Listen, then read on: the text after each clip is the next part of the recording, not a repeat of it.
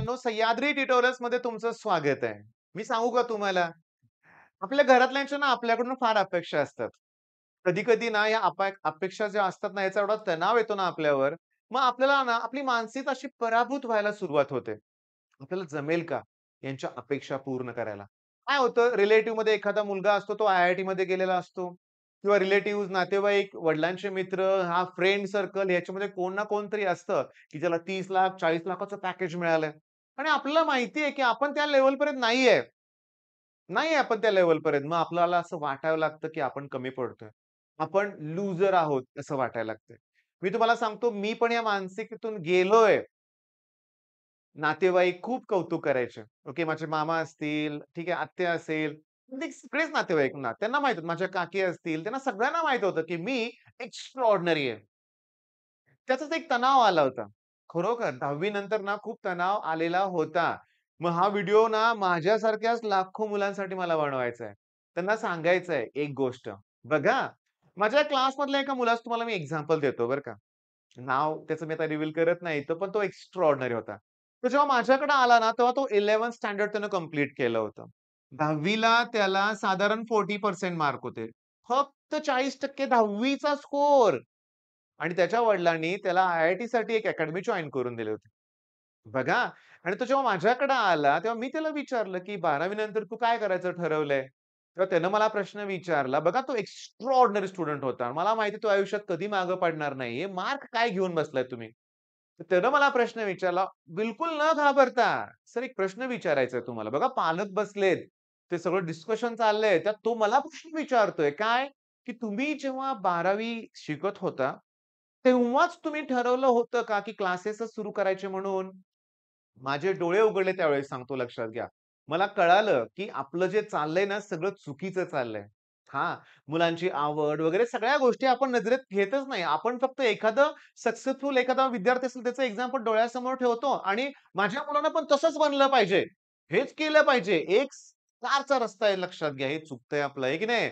बरं ठीक आहे. मी तुम्हाला एक एक्झाम्पल सांगितलं. तर दुसरं एक्झाम्पल सांगतो. माझ्याकडे ना हुशार मुलं खूप आहेत बरं का. आता 11th स्टँडर्डमध्ये माझा एक हुशार स्टुडंट आहे बरं का. तो इंदापूरहून माझ्याकडे आलाय. आम्ही कोल्हापूरला एकत्र गेलो होतो एका गाईडन्स लेक्चरला. तो पण माझ्याबरोबर आला होता आणि प्रवासात तो मला म्हणला, "सर लूजर" हाच शब्द बरं का. मी म्हटलं, "काय सांगतोयस तू सांग, मी पहिला ऐकून घेतो" म्हटलं. मग त्यानं मला सांगितलं, सुशांत सिंग राजपूतचा एक पिक्चर आहे. नाव काय मला तुम्ही सांगा कमेंटमध्ये, की ज्यात या कन्सेप्टबद्दल थोडंसं तो बोललाय. सांगू का तो एक बेस्ट ॲक्टर होता, आहे की नाही? सगळ्यांनाच आवडत होता म्हणूया आपण. जे घडलं ते दुर्दैवी म्हणूया आपण. पण त्या पिक्चरचं नाव काय आहे? सांगू का प्रोनान्सिएशन मला जरा कठीण जातंय. छिछोरे नावाचा पिक्चर आहे, बरोबर आहे. मी एकदा अगोदर बोललोय, परत बोलतो. गरजेचं आहे. त्यातलं एक महत्वाचं वाक्य काय? लूजर म्हणजे कोण? ज्याला अपयश आलंय तो लूजर नाही. ज्यानं प्रयत्न करायचे सोडून दिले ना, तो लूजर. मग तुम्ही प्रयत्न करायचे सोडून दिलेत का? नाही. तुम्ही प्रयत्न करताय. मला ही गोष्ट परत-परत तुम्हाला सांगावी लागते. घाबरू नका, तणाव घेऊ नका. समीर शेख तुम्हाला माहिती आहे, समीर दादा. 2 वर्षापूर्वी का गेल्या वर्षीच आय थिंक बरं का, त्याने एक मीटअप ऑर्गनाइज केला होता. गेल्या वर्षी हां. 40-50 मुलं आली होती. पण मी त्यांच्या चेहऱ्यावर एक वेगळी भीती बघितली बरं का. मी बघितलं ते प्रश्न विचारत होते, की 4 वर्षानंतर प्लेसमेंट राहील का? कसा सिनियर राहील? कसा म्हणजे काय कशी अवस्था असेल? काय करावं लागेल आम्हाला? घाबरलेले चेहरे सगळे. मी त्यांना तिथं सेमिनारमध्ये म्हणलो सुद्धा त्या मीटअपमध्ये, की "नका एवढी चिंता करू. नका एवढी चिंता करू. प्रयत्न करायचेत." हां, प्रयत्न करायचेत आपल्याला. एक लक्षात घ्या, की काय होतं, की सगळ्याच गोष्टी आयुष्यात मनासारख्या नाहीत होत. जसं-जसं तुमचं वय वाढेल ना, तुम्हाला या गोष्टीचा अनुभव येईल. सगळ्याच गोष्टी आपण जसं ठरवू तशा जर होत राहिल्या, तर आयुष्यात मजा पण येणार नाहीये. लाईफ हे चॅलेंजिंग आहे. हां, अडचणी येत राहणार, त्यातून मार्ग काढायचे. मग सध्या अडचण काय आहे, मी तुम्हाला सांगतो. सध्या अडचण आहे आपल्या समोरचं सांगतो लक्षात घ्या. हे 12th स्टँडर्ड. ओके. सायन्सला घेतलंय आपण. अभ्यास आता करावा लागणार आहे. शेवटचे 3-4 महिने उरलेत. मग तुम्ही मला फॉलो तर करताय.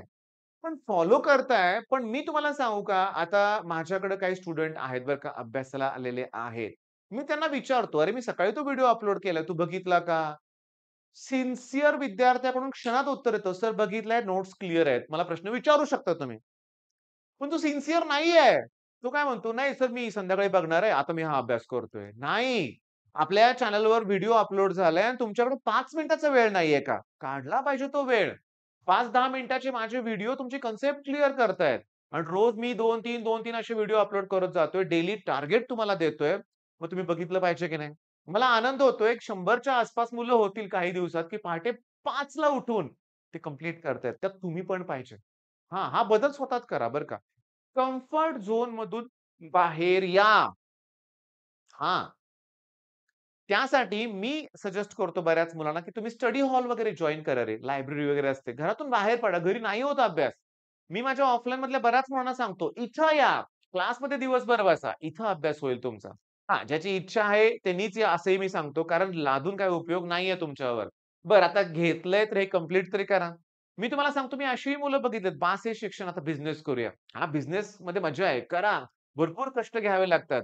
नोकरीसारखा बिझनेस नाहीये. शेवटपर्यंत कष्ट तर घ्यावे लागतात बरं का. अलर्ट राहावं लागतं. कधी एखादा कॉम्पिटिटर येईल आणि तुम्हाला संपवून जाईल, कळणार पण नाही. असं होतं. अलर्ट राहावं लागतं. पण त्यात पण मजाच आहे ना. हां, बिझनेस केला तर इन्कम सोर्स चांगला जनरेट तुमचा होतो, की जेणेकरून तुमची सगळी स्वप्न पूर्ण होतात.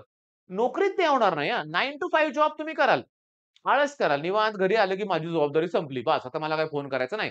मी बरेचसे लोक असे बघितलेत, गव्हर्नमेंट ऑफिसर असतात. सॅटर्डे, संडेला फोन बंद करून हां, बास आता मला निवांत जगायचंय. पण होतं काय बिझनेसमध्ये हे नाही बरं का लक्षात घ्या. कस्टमर सगळ्या गोष्टी.